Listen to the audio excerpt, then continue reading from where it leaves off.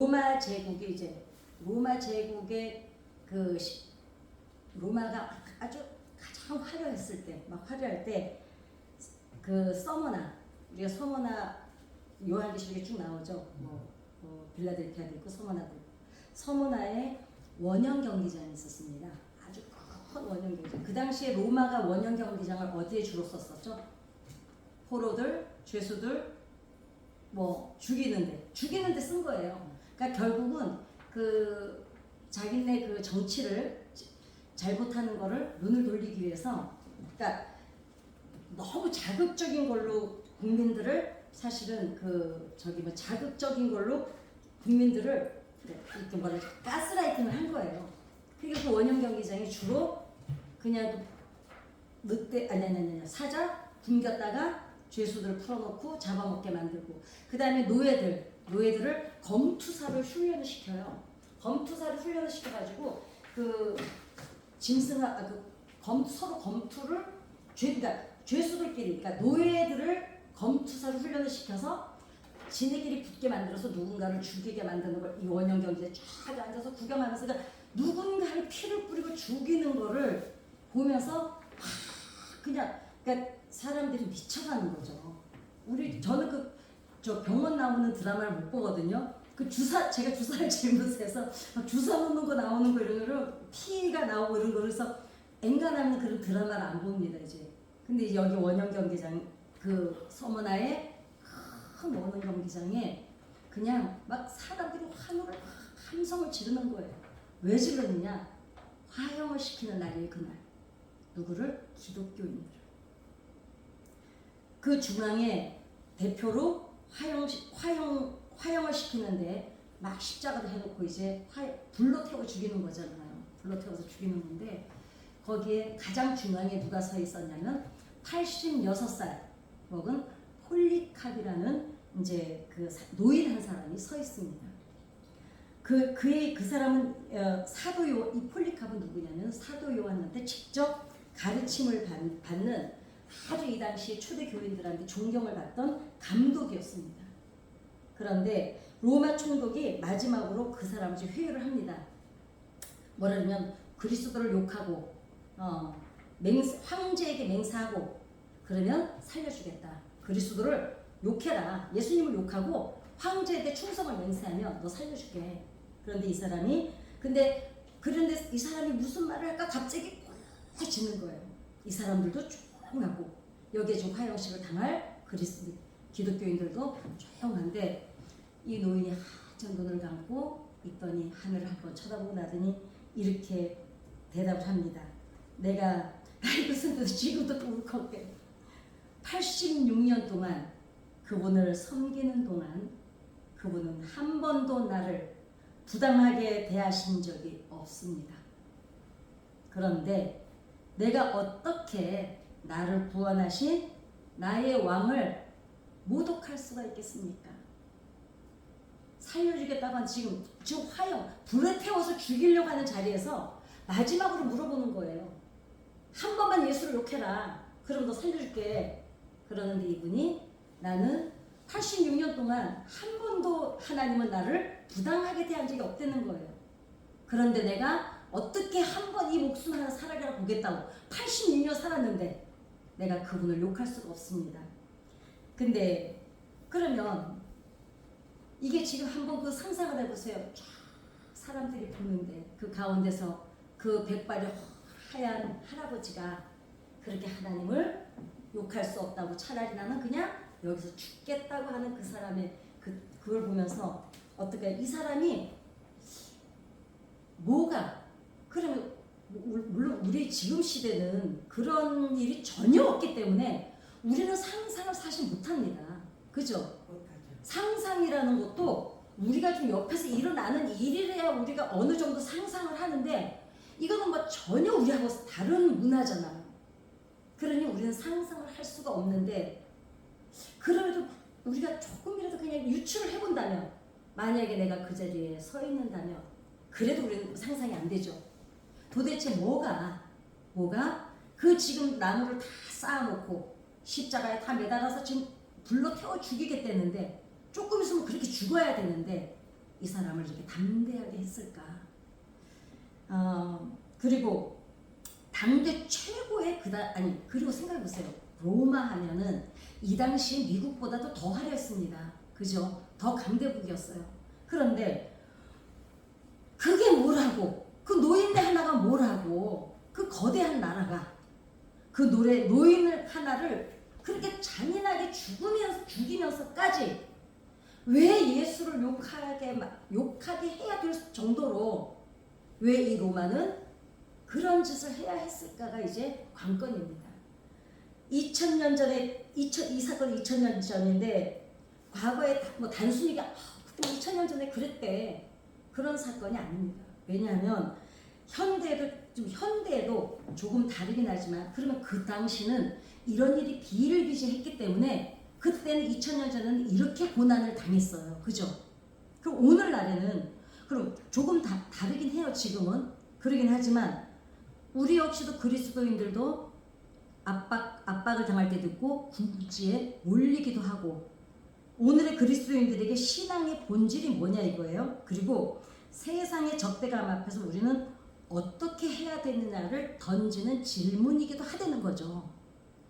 2000년 전에는 그렇게 끔찍하고 완전히 현실적으로 당장 눈앞에서 목숨이 왔다 갔다 하는 압박이었다면 그럼 오늘날의 우리들에게는 뭐가 우리를 압박하고 어떤 점이 우리를 궁지에 몰리게 하냐 이거죠.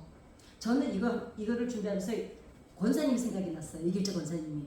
왜냐면 속이 상하고 좀 한마디 그 가족들한테 확 해버리고 싶을 때가 있을 텐데 왜 안 하세요? 내가 우리 집안에 내가 교회를 다니고 내가 권사니까 참을 때가 많으시잖아요. 그래서 참잖아요. 그러면 아이고 2000년 전에 이런 일도 겪었는데 그거는 그때 얘기예요. 그때는 이런 일이 비일비재했기 때문에 그냥 그때는 그 문화였기 때문에 우리가 지금 상상할 수 없는 고난 앞에서도 그 사람들 이길 힘이 그 당시는 또 있었어요. 오늘날에 우리는 사실은 이런 일은 일어나지도 않지만 우리는 우리 나름대로 겪는 압박이나 궁지에 몰린 일이 있다는 거죠. 안 그러겠어요? 예수 믿기 때문에 엄마는 교회 다닌다면서 왜 그래? 엄마가 권사님 왜 이럴 수도 있고 엄마 아버지가 다니는 교회 저한테 강요하지 마세요. 이런 아들들 앞에 설 때도 있고 가족들이 교회에서 권사님에 그렇게 비아냥거리는 사람들도 있어요. 그런데도 만약에 그게 내가 교회를 안 다니면 내 교회 하나님을 의식 안 한다면 어떻게 해요? 내가 교회 다니냐고 네가 지금 말하는 거하고 무슨 상관이야? 이렇게 대거리로 싸울 수도 있어요. 근데 그때 확 올라오는 걸 어떻게 해요? 참죠. 왜 참아요? 내 뒤에 하나님이 계시기 때문에 참는 거예요. 자, 로마 제국이 교회를 박해한 이유는 단순히 종교적 편협함 때문이 아니었어요. 왜냐하면 이 사람들을 이렇게 하는 거는 그 뒤에는 두 세계관이 있어서 뭐였냐면 로마인들이 그 당시에 근데 사실 이게 로마인들이 의미한 건 아니에요. 유대교가 그랬어요. 유대교가 어떻게 했냐면은 식인종이라고. 왜 식인종이라고 그랬을까요? 성찬하는 걸 보고 예수님의 피와 살을 먹는다 그러니까 자기네가 와서 본 것도 아니야. 예수님의 피와 살을 먹는다 그러니까 저것들 식인종이라고 유대교가 사실은 퍼뜨린 거예요. 그러니까 로마에 쫙 퍼졌어요. 저 사람들은 아이를 잡아먹는 데더라. 뭐 피를 마시고 살을 나누어 먹는 데더라. 이렇게 이제 퍼뜨리고 또 하나는 근친상간을 한다. 왜냐면 뭐라 그랬어요? 형제님 자매님 이러면서 막 껴안고 위로해주고 토닥거려주고 근데 이 당시는 노예가 몇 프로였냐면 25%인가 제가 그때 언제 말씀드렸었는데 그죠? 근데 초대교회는 어땠어요? 노예고 뭐고 로마인들이 상종도 안 하는 뭐 고아, 과부, 나그네 이 사람들은 다 여기는 식탁을 같이 하고 막 같이 껴안고 인사하고 같이 위로해주고 이러니까 저것들 근친상간 붙어 먹는 것들이라고 이것도 사실 로마인들이 퍼뜨린 게 아닙니다. 유대교가 뒤에서 배경에서 퍼뜨렸다는 게 기록입니다. 그래서 이런 끔찍한 소문들을 듣고 사람들이 막 했는데 진짜 문제는 뭐였냐면 기독교의 배타성 때문이었습니다. 예수 외에는 구원이 없다. 근데 로마는 어땠냐면은 그 다음에 하나님 한 분 외에는 신이 없다. 절대성. 그러니까 우리는 하나님 외에는 아무도 인정 못해 신을. 그러니까 배타성. 그 다음에 우리는 유일하신 하나님만 믿어. 절대성. 이 두 가지 때문에 로마인들이 미워했던 거예요. 왜냐? 로마는 정복을 많이 했잖아요.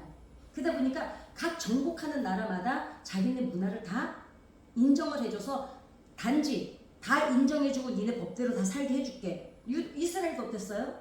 이스라엘도 그대로 살게 해줬잖아요. 그 다음에 단 뭐만 안 하면 돼요? 로마에 반영만 안 하면 되는 거예요. 그랬는데 그랬는데 로마가 그러다가 신이 어마어마하게 많겠죠. 정복한 나라가 많으니까 다 신교였습니다. 다 신교였는데 로마는 제국을 확장하면서 신들을 로마 사회로 다 흡수를 했어요. 너도 좋아, 너도 좋아, 너도 했는데 근데 로마가 중요하게 생각했던 건 뭐냐면 팍스 데오룸이라 그래가지고 신들의 평화. 팍스 로마는 로마의 평화. 그냥 정복하고 다스리고 압박하고 이래서 누리는 평화를 팍스 로마라고 그러거든요. 그랬는데 신들의 평화는 뭐냐면 팍스 데오룸. 그러니까 신들이 니네 신도 있고 니네 신도 있고 니네 신도 있는데 어떻게 하냐? 다 신들끼리 평안하게 지내라. 근데 기독교는 어땠어요? 아니 우리는 못해. 그렇게. 어떻게 해요? 화형장에서 죽어가면서도 지금 오늘 뭐라 그래? 폴리캅이 나는 부인 못한다. 근데 다른 신들은 안 그러거든요. 그러니까 이제 왜 다른 애들은 말을 잘 듣는데 니네만 왜 그러냐고 이래가지고 이제 욕을 먹기 시작하고 미움을 받기 시작한 거예요. 그랬는데 어떻습니까? 그런데 이런 관점에서 로마 사람들은 기독교인들이 그 완고함을 이해를 할 수 없었다는 거죠. 로마는 그러니까 기독교인들에게 예수를 버리라고 강요하진 않았어요. 괜찮아. 그러니까 니네 예수 버리지 마. 대신 섞이긴 해. 팍스 데오룸. 신들끼리 평화롭게 지내. 신들끼리. 니네 우리 하나님만 구원이 있다 그러지. 그런 거 좀 제발 그런 말 하지 말고. 그러니까 어떻게 했습니까? 로마의 신들과 황제를 같이 섬겨라. 근데 이 사람들로서 황제 못 섬긴다 그랬잖아요. 그러니까 그러니까 이 사람들이 그럼 좋아. 니네 예수가 그렇게 중요하지? 우리도 예수 받아들일게. 너도 불교가 누구죠? 석가 받아들여. 근데 이 짓거리를 지금 누가 하고 있습니까? WCC가 하고 있습니다. 그죠? 자, 근데 이때 이 사람들은 초기 기독교인들은 어땠어요? 아니, 못해. 지금 당장 불에 태워 죽이는데 예수만 버리면 살려주겠다는데 어떡합니까? 그래도 안 한다고 버티는 거예요. 이 사람들 입장에서는 신앙의 절개를 지키는 거지만 이 많은 신들이 뭐예요? 팍스 데오룸으로 사는 이 사람들에게는 뭐예요? 저것들은 너무 배타적이야. 그리고 쟤네들은 너무 자기네밖에 몰라. 이제 이렇게 미움을 받는 겁니다. 그러다 보니까 로마인들에게는 종교적 취향의 문제가 아니라 사회 전체의 안녕과 질서를 파괴하는 위험천만한 임무를 사회적 행위로 본 거예요. 얘네들은 위험하다. 왜냐? 자기네 신이 아니면 막 그냥 다 물리치고 그러니까. 기독교인들의 배타성은 로마의 포용성에 대한 정면 도전으로 받아들여졌고 그래서 그들은 기독교인들을 비판을 하기 시작했던 겁니다. 근데 이 배후에는 누가 있었다고요? 유대인. 제가 다른 설교에서 지금 준비해 놓은 거니까 다른 설교에 있는데 오죽하면 이 화형식을 할 때요. 그러니까 고발을 유대인들이 해요. 기독교인들을. 하고 화형식을 이렇게 사형을 당할 때 그 화형식을 당할 때 장작을 불을 태우잖아요. 장작을 밑에 이렇게 쌓아놔요. 아주 이렇게 쌓고 혹시 절에서 그 사람 이렇게 죽으면 화형은 아니고 이제 그럼 뭐라 그러죠? 그 뭐고 태워가지고 이제 저 장례 치르는 문화가 있잖아요. 절은 그렇게 하거든요. 그래가지고 막 살이 건져내고 이러잖아요. 그 장작 쌓아놓은 거 혹시 본 적 있으세요? 높이? 대단해요. 밑에 장작을 쫙 쌓아 올려요. 키 높이 정도. 그리고 그 위에다가 시신을 올려놓고 절에서는 불을 붙여가지고 밑에서 태웁니다. 그러는데 지금 여기는 어떻게 했냐면 밑에다 여기도 장작을 다 쌓아요. 그리고 가운데다 십자가를 세웁니다. 그리고 여기다 매달아 놓고 밑에서 불을 떼는 거예요. 지금 이런 화형식을 하는데 유대교가 고발을 한 다음에 무슨 짓까지 했냐면 장작을 주워다 주는 것까지 했대요. 유대교가 기독교인들 죽이라고. 그러니까 그러니까 참 종교 다윈주의라 그러죠. 모든 종교는 종교 다윈주의는 다 아시다시피 동등하다. 모든 종교는 그 나름대로 그러니까 모든 종교는 동등하다. 그리고 나름대로 다 거기는 구원이 있다. 근데 우리는 어째요? 종교에는 구원이 없습니다. 기독교는 종교가 아니에요. 그죠? 종교는 가르칠 종자에 무슨 뭔 교자예요. 아무튼 한문을 제가 잘 모르는데 그냥 종교예요. 좋은 것을 가르치는 곳. 그러니까 여기는 생명입니다. 그러니까 타협할 수가 없는 거죠. 이런 로마의 모습은 현재 불신 세상의 기독교를 바라보는 시선과 너무 닮아 있다는 겁니다. 즉 네가 믿는 거를 나도 인정을 할 테니 내가 믿는 것도 니네도 인정을 해라. 이게 종교 다윈주의거든요. 왜 예수만이 유일한 길이 돼야 하냐고 따집니다. 사람들이. 이때도 그랬고 지금도 그래요. 교회 싫어하는 사람들 얘기 들어보면은 몇 가지가 있어요. 죄인 취급하는 거 싫어서, 회개하라는 거 싫어서, 그 다음에 니네만 구원이 있다 그래서 그게 기분 나빠. 그럼 지옥 가버리든지. 그러면은 그래요. 니 맘대로 사서인데. 제가 왜 전도하면서 몇 가지 있다 그랬잖아요. 교회 욕하면 전도 안 하고, 목사님 욕하면 안 하고, 뭐 니네 목사님 어쩌고저쩌고. 그 다음에 하나님을 욕하면 절대로 전도 안 합니다. 왜냐하면 그러면 그 사람 누가 전도하냐? 그건 쥐가 알아서 살겠지 뭐. 제 주장은 그거예요. 성경을 읽어보고 정말 하나님이 나쁘면 그거를 얘기하면 내가 말을 해줄 수가 있어요. 아는 데까지는. 그쵸? 성경을 한 번도 읽어본 적이 없어요. 그리고 교회를 와봤느냐? 몇 번 와봤겠지. 그리고 와가지고 쥐가 불순한 마음으로 왔었어요. 뭐라도 해보려고 교회에서 왔더니 안 된 거야. 기분 나빠서 떠난 거예요. 그러니까 이제 교인들을 그리고 자기가 겪어봤느냐. 물론 겪어보고 이제 당한 사람도 있죠. 그러나 제가 항상 말씀드리잖아요. 아무리 나빠도요. 그래도 교회 다니는 사람들이요. 세상 사람보다는 덜 나빠요. 그랬잖아요. 우리가 어떤 죄를 지을 때 누가 보고 있다라는 의식을 요만큼이라도 갖고 있으면요. 잘못하는 게 자유롭지를 않아요. 예수 믿는 사람들은 기본적으로 뭐가 있냐면 하나님이 지금 보고 계신데 이게 있어요. 그러니까 그럼에도 불구하고 내 안에 죄성이 하기는 해요. 근데 정말 죄를 제대로 지을 때는 언제 지어요? 이거 나밖에 모른다고 하니까 잔인해지는 거예요. 악독해지는 겁니다. 그러니까 예수 믿는 사람들은 죄를 져도 세상 사람만큼 잔인하지 않습니다. 그러면 교회 다니던데 그 사람은 예수를 믿는 사람이 아니고 그냥 교회 다녔던 사람. 그 정도만 이제 할 수가 있습니다. 그러니까 로마가 기독교의 배타성을 이해하지 못했듯이 현대 사회도 우리를 못 받아들일 사람들이 너무 많습니다. 왜 회개하라 그러냐 그러고 왜 니네밖에 천국이 없냐 그러고. 그러니까 중요한 거는 왜 니네만 구원이 있냐고 고집하냐고 했는데 근데 이 얘기를 이제는 세상만 하나요? 이게 거대 교단들이 이 짓을 하고 있어요. 아니 교회가 우리만 구원이 있다는 말을 안 하고 온 사방에 구원이 있다고 지금 말을 하는 세상입니다. 근데 이게 우리에게는 이 당시는 화형식을 하고 이런 것이 압박이었고 핍박이었다면 우리에게는 이게 지금 너무나 큰 문제인 거예요. 이걸 우리가 지금 해결을 못하고 있잖아요. 아니 해결할 기미가 없어요. 왜냐? 힘 있는 큰 교단들이 이 짓거리를 하고 있으니까 누가 소리를 내기는 내는데 들리지를 않아요. 그게 문제입니다. 폴리캅이 86세에 먹었던 할아버지가 감독이 목숨을 걸 수 있었던 것은 예수를 믿고 나니까 구원받은 은혜가 너무 큰 거예요. 왜? 우리만 알잖아요. 우리는 그 하나님을 우리가 만났잖아요. 그러니까 이 은혜가 얼마나 크고 귀하고 얼마나 감동이라는 걸 우리는 알아요. 그렇기 때문에 그 하나님을 믿는 정체성이 확고하니까 그걸 이길 수가 있는 겁니다.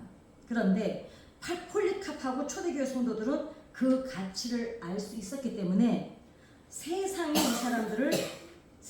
사람들이 볼 때는 절대로 이해할 수 없는 선택을 하는 거예요. 그 수많은 관중이 원형 경기장에 꽉 들어차 있는데 이 사람들이 볼 때는 도대체 이 사람들을 이해할 수가 없는 거예요. 그게 뭐라고? 지금 저 십자가에서 저 장작 위에서 불로 타서 차라리 총으로 한 방 쏴서 죽이면 아니 깨끗하게 그냥 죽잖아요. 그죠? 그러는데 불 밑에서도 불이 타서 올라가서 죽어야 되니 그 고통은 우리가 상상할 수가 없습니다. 그런데 이 사람들은 눈으로 봤어요. 왜냐면 그 이전에 이미 기독교인들이 그렇게 죽는 걸 봤거든요. 그런데도 보세요. 도대체 그 니네 하나님이 뭐길래 그렇게 욕만 하고 안 믿겠다고만 하면 풀어주겠다는데, 그런데 그 할아버지가 나는 그 하나님을 배신할 수가 없다고. 그게 뭘까? 근데 여러분, 그 후의 기록들을 보면 사실 이런 사건들 때문에 복음이 훨씬 전파가 더 많이 됐습니다. 좀 이따까지 말씀을 나누겠습니다. 자, 초대교회는 어떻게 고난과 이런 핍박을 이겨낼 수 있었느냐? 폴리카프의 신앙 고백은 명료합니다. 뚜렷합니다. 분명합니다. 왜냐? 내가 나를 구원하신 왕을 모독할 수가 없다는 것. 그 하나님을, 그의 고백 중심에는 오직 예수 그리스도의 인격과 그분께 받은 은혜의 구원만이 있었습니다. 초대 기독교는 세상이 이해할 수 없는 복음 때문에 핍박을 받았어요. 세상 사람들이 하나님을 믿는 사람들의 복음을 이해를 할 수 없었어요. 저러면서까지 믿어야 되는 하나님이 도대체 뭐길래? 왜냐, 이 사람들도 다 신이 있잖아요. 근데 이 사람들은 뭐 그렇게까지 할 필요가 없어요. 왜냐, 니네 신 다 그냥 로마 다 같이 신들이 그냥 팍수 데오름 그래가지고 다 친하게 지냈으니까. 근데 뭐길래 저 사람들은? 근데 보세요. 초대교회는 사람들이 이해할 수 없는 하나님을 믿는 믿음 때문에 핍박을 받았어요. 그런데 로마를 무너뜨리기 위해서 폭력이나 혁명이나 정치 투쟁을 하지도 않았어요. 이게 중요합니다. 저는 제 그 손은보 목사님이 지금 아직도 구속돼 있으시나요? 찬성하는 건 아니지만 그러나 우리가 강대상에서 내려오셔서 하는 건 괜찮아요. 왜냐? 내려오셔서 하는 거는 개인이 하시는 거잖아요. 그러니까 강대상은 지켜져야 되는 룰이 있습니다. 거기는 하나님의 말씀을 증거하라고 세워진 자리거든요. 하지 말라는 게 아니에요. 우리도 마찬가지예요. 우리가 다 지지하는 당이 있잖아요. 그걸 누가 뭐라 그래요? 근데 이제 영향력을 끼칠 수 있는 리더자는 그만큼 자기가 주는 무게가 있어요. 그러니까 면류관을 쓰는 사람은, 왕관을 쓰는 사람은 왕관의 무게를 견뎌야 된다는 거예요. 찬성하거나 그거를 잘했다고 하지는 않지만 그러나 우리가 생각은 해봐야 된다고 저는 생각을 합니다. 자, 그러면 로마를 무너뜨리기 위해서 초대교회를 본다면 폭력, 혁명, 정치 투쟁을 안 했습니다. 자, 우리가 신앙생활을 하면서 우리가 제일 많이 설교를 듣는 말씀 중에 제일 많은 게 뭐예요? 예수님을 본받자. 그리고 뭐예요? 초대교회로 돌아가자.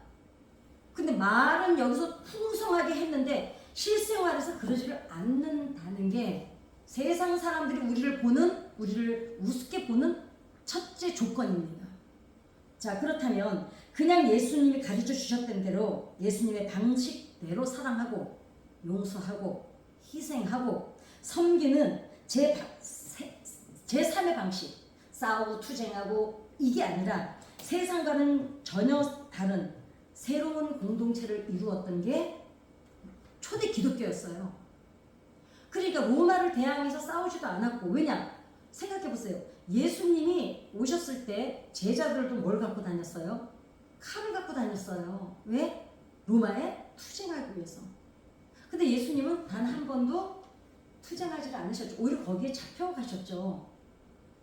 그러면은 그거를 우리가 창 성경을 신약 성경을 가지고 설교를 듣고 공부를 하면서도 우리는 여전히 전혀 다른 생활을 할 때가 많다는 거죠. 이게 세상 사람들이 우리를 바라보면서 예수 믿는 것들이라고 욕하는 만만히 보는 첫 번째라는 겁니다. 근데 이때는 어땠어요? 예수님 방식대로, 그럼 예수님을 닮자. 어떻게? 사랑하고 용서하고 희생하고 섬겼다는 거예요. 그 다음에 자신들을 핍박하는 사람들, 그 다음에 어떻게 했느냐? 투쟁을 안 했어요. 자신을 핍박하는 사람들에서 어떻게 해서 기도했고, 또 뭐 했습니까? 로마 사회가 우리를 핍박하는 사람들을 위해서 기도했어요. 그 다음에는 로마 사회가 버린 사람들, 유대인들이 버린 사람들 누구였습니까? 장애인, 노인, 그 다음에 누구요? 여자, 고아. 이 사람들을 어떻게 했으면 병자들, 이 사람들을 돌보는 걸로 했어요. 제가 언젠가 그랬죠. 저 윤석열 대통령 들어가고 설날인가? 어찌됐거나 막 투쟁할 때, 그 전에는 막 투쟁하다가 그날인가? 뭐 떡국을 끓였대나 라면 컵라면 끓였다는 사람들을 나누셨다는 거예요. 가만히 생각해 보세요. 부드러운 게 강한 걸 이깁니다. 그러면 투쟁을 해서 싸우는 거는 서로 원수만 되고 남는 게 피투성이에요. 그런데 그 누구지? 간디였나요? 그 무저항 하셨던 분. 그죠? 그분이 왜 성자니 위인이니? 그렇다고 그분이 그림자가 없는 게 아니에요. 있어요. 그런데 우리는 그냥 예수님의 제자들이잖아요. 뭐 딴 거 위인들이 어떻게 살았다더라 우리하고 상관없어요. 그냥 거기까지도 가지 말고 그냥 예수님이라면 어떻게 하셨을까만 고민하면 된다는 거죠. 이런 일들이 있을 때 차라리 그래 투쟁 안 할 수가 없죠. 왜? 내 새끼들을 내보내야 되는 사회인데요. 어떻게 하느냐? 방식을 바꾸려는 거예요.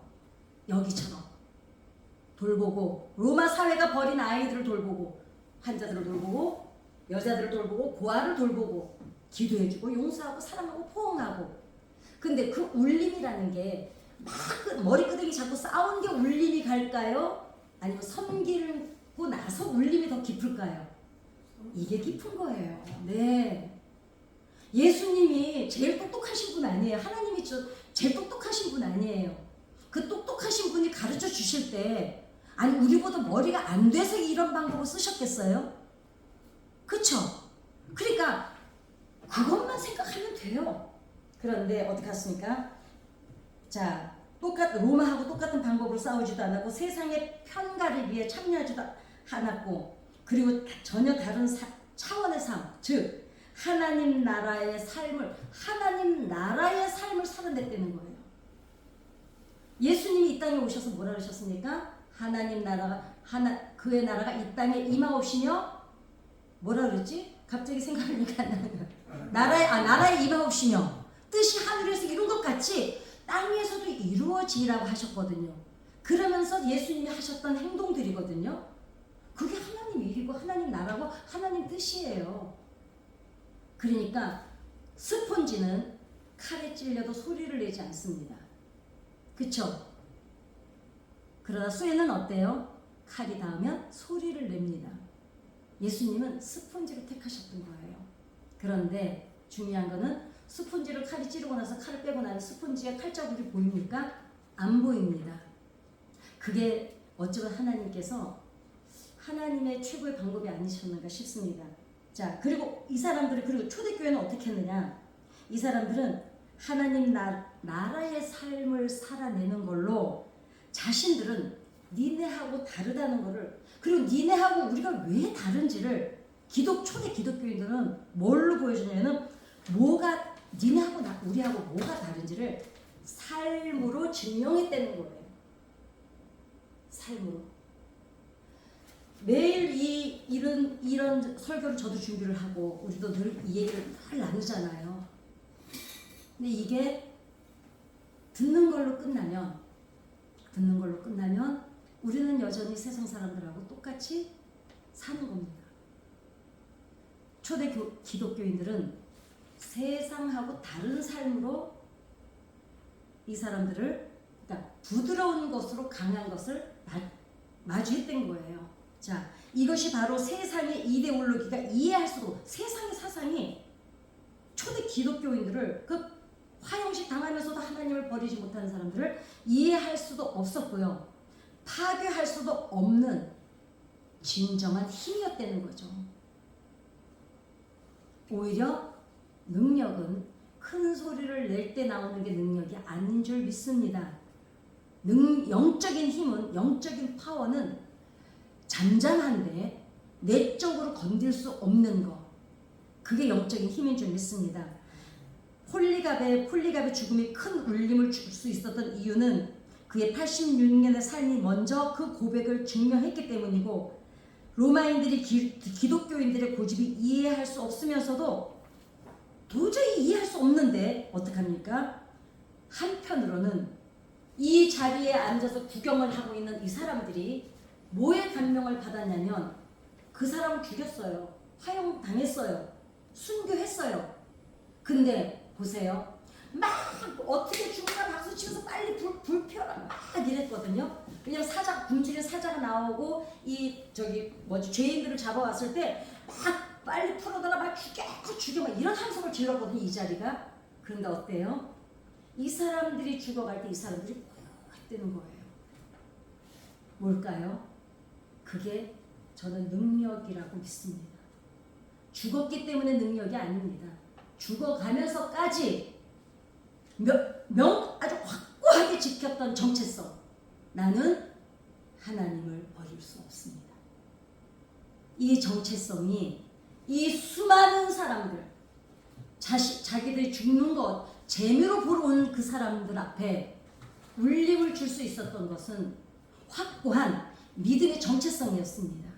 자, 자신들을 핍박하는 사람들을 저주하지 않고 오히려 기도해줬고, 로마 사회가 버린 약자 고아 가부들을 교회가 책임져줬어요.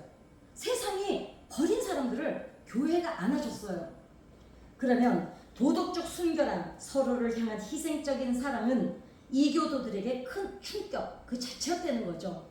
절대로 보세요. 절대로 세상이 흉내낼 수 없는 그 초기 기독교인들의 삶이 그것을 증명했다는 겁니다. 저는 정말 이걸 준비하면서 와서 또 정리하면서도 정말 가슴이 울컥울컥 하는 거예요. 과연 내가 오늘 삶으로 증명을 이 정도까지는 물론 아니에요. 아니더라도, 그리고 오늘날의 현대는 이 정도로 우리에게 요구하지도 않아요. 그럼에도 불구하고 나는 과연 사람들에게 어떤 영적인 울림을 주고 있을까? 그게 너무 묵직한 거예요. 자, 오늘날의 교회가 궁지에 몰리고 있는 이유는 세상보다 더 큰 목소리를 교회가 힘이 약해서, 누가 그러더라고요. 교회가 하나가 되지 못해서 이번에 당한 거다. 아닙니다. 목소리를 내지 못해서가 아니라 세상이 감당하지 못하는 삶, 감히 흉내낼 수 없는 거룩한 삶을 교회가 살아내지 못하기 때문에, 그러기 때문에 오히려 궁지에 몰리고 있다는 겁니다. 왜냐하면 사람이 삶으로 보여주는 그 살아있는 신앙에는요, 사람들이, 제가 항상 말씀드리잖아요. 옛날 제 어렸을 때 보면 그 술주정뱅이나 목사님이 그 술 먹고 개차반처럼 하다가도 목사님이 지나가시면 한쪽으로 서서 목사님한테 지나가시냐고 인사를 했어요. 그때는 영적인 권위가 있었습니다. 근데 지금 저도 목사지만 너도 목사야? 이렇게 되는 세상이 된 거예요. 부끄럽습니다. 그러니까 어떡합니까? 마지막 남은 방법은 한 가지밖에 없다고 합니다. 초대교회처럼 우리를 비난하는 이들을 축복하고 사회적 약자의 눈물을 닦아주고 세상이 이해할 수 없는 수준의 사랑과 용서를 실천하는 삶을 회복해야 된다는 거죠. 삶에서 그러니까 삶 속에서 복음의 능력이 나타날 때 비로소 세상은 우리 말을 다시 듣기 시작한다는 거예요. 왜 전도하는 게 힘들어졌어요? 니나 나나 똑같으니까요. 그런데 우리가 다시 이것을 회복해야만 세상이 교회가 하는 말에 귀를 닫고 있었는데 우리가 그것을 회복할 때 세상이 교회가 하는 말을 듣는다는 거예요. 그래도 교회가 영적인 힘을 회복하지 않으면 그 영적인 힘은 어디에서 나올까요? 예수님이 하셨던 거예요. 품고 기도하고 사랑해주고 섬기는 삶. 자, 잊지 말아야 할 것은 삶에서 복음의 능력이 나타날 때 비로소 세상은 우리의 말을 다시 듣기 시작할 텐데 잊지 말아야 할 것은 사람을 움직이는 것. 사람의 마음을 움직이는 것은 머리가 아니라 가슴이라는 거죠. 가슴을 움직이는 것은 논리가 아니에요. 많은 말을 한다고 좋은 것을 가르친다고 사람들이 가슴이 움직이는 게 아니라 어떻게 합니까? 감동을 줄 때 사람들은 비로소 움직인다는 거예요. 감동은 뭘까요? 작은 겁니다. 그냥 아이고 어쩐지 교회 다니는 사람 교회 다니는 사람이었구나 이렇게 교회 다녀서 그랬구나 이렇게 큰 게 아니라 삶 속에서 예전에 시아버지들이 막 며느리 머리 깎고 이랬었잖아요. 교회 간다고. 그런데 나중에 그분들이 다 예수 믿고 복음을 듣는 거를 많은 간증이 있었잖아요. 뭐였겠습니까? 가정 안에서도 마찬가지입니다. 가정 안에서도 남편보다 아내가 먼저 믿었어요? 그럼 아내가 본이 돼야 돼요. 근데 그 가족들 감동시키는 게 제일 어렵습니다. 그렇기 때문에 거기가 십자가야. 거기가 어쩜 원형 경기장일지도 몰라. 왜냐? 내가 온몸이 불타는 것처럼 화가 나는데도 참아야 되니까. 잊지 마세요. 내가 예수를 믿고 정말 우리 안에 예수로 살아있으면 내 삶이 내가 누리는 평안과 기쁨이 삶으로 나타나야 됩니다. 그게 안 나타나니까 세상 사람들이 내가 전하는 복음을 안 듣는 거예요. 그래서 자 마지막 폴리캅은 불길 속에서 이 폴리캅이 죽어갈 때 기록이 있거든요. 불이 지금 밑에서 타올라오는데 비명을 한 번도 안 지르는 거예요. 이 86살 먹은 이 노인이 비명 하나 안 지르고 오히려 어떻게 하면 하나님 앞에 감사 기도를 드리면서 순교를 했다는 거예요. 자, 무엇이 죽음 앞에서 그 사람을 그렇게 평온할 수 있게 유지할 수 있게 해주었을까? 스데반의 죽음을 보면 알 수 있죠. 육신이 막 돌에 맞아서 고통스러울 때 하나님이 뭐를 열어서 보여주세요? 하늘문을 열어서 하늘을 보여주시는 거예요. 그러니까 저 기쁨이 너무 크니까 이 아픔을 뛰어넘는 겁니다. 그러면 내가 삶 속에서 왜 기쁨이 없을까요? 왜 기쁨이 없을까요? 하나님의 기쁨이 없는 거예요. 그러니까 삶에서 아픔을 못 뛰어넘는 거예요. 이 기쁨이 있어야 여기 정도 훌쩍 뛰어넘는데 그 힘이 없는 겁니다.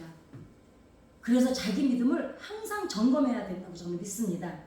그래서 초대교회가 핍박을 받은 이유는 이제 마지막 이 말씀을 우리가 기억하고 기도해야 되는데 초대교회가 핍박을 받은 이유는 하나예요. 세상과 너무 달라서 핍박을 받았어요. 오늘날의 교회는 왜 핍박을 받을까요? 세상과 너무 똑같아. 권사님 정확하세요. 초대교회는 너무 달라서 핍박을 받았어요. 오늘날은 예수 믿는 것들로 왜 하락이 되냐면 니나 나나야. 교회 다니는 것들이 안 다니는 것들이 나. 오히려 더 할 수도 있어요. 그러니까 어떻습니까? 현대교회는 왜 핍박을 받느냐? 세상과 너무 닮아 있어서. 너무 서로 부끄럽습니다. 정말 부끄럽습니다. 예수 그리스도가 내 구주라는 명료한 고백, 그리고 그 고백을 했으면 저는 교회 다닙니다. 저는 예수를 믿습니다. 했으면 그 고백을 증명하는 삶을 살으려는 거예요. 그게 막 할렐루야 아멘 이게 아니라 어려운 사람 보면 같이 울어주고, 누가 힘든 사람 있으면 밥 한 그릇 먹을 거 반으로 나눠주고, 큰 게 아니에요. 예수님이 오셔서 보여주신 건요, 정말 어찌 보면 지금 우리 신앙생활한테 그렇게 걸림돌 될 만한 게 없어요. 어차피 십자가에 못 박히라는 얘기는 안 하셨잖아요. 그냥 그분이 했던 거는 우리보다 힘들고 어려운 사람, 세상이 버린 사람들, 그 사람을 찾아간 거예요. 이 정도는 우리가 충분히 할 수 있잖아요. 그죠? 이것이 불길 속에서도 꺼지지 않았던 초대 교회의 믿음이었고, 삶 속에서 나타나는 영적인 능력이었습니다. 오늘 우리가 다시 붙들어야 될 신앙의 고백인 줄 믿습니다. 오늘 이걸 가지고 15분만 기도하고 우리 돌아가겠습니다. 우리 주기도문 하시겠습니다. 하늘에 계신 우리 아버지여, 이름이 거룩히 여김을 받으시오며 나라의 임하옵시며 이 시간에 이루어지는 같이 땅에서도 이루어지리라.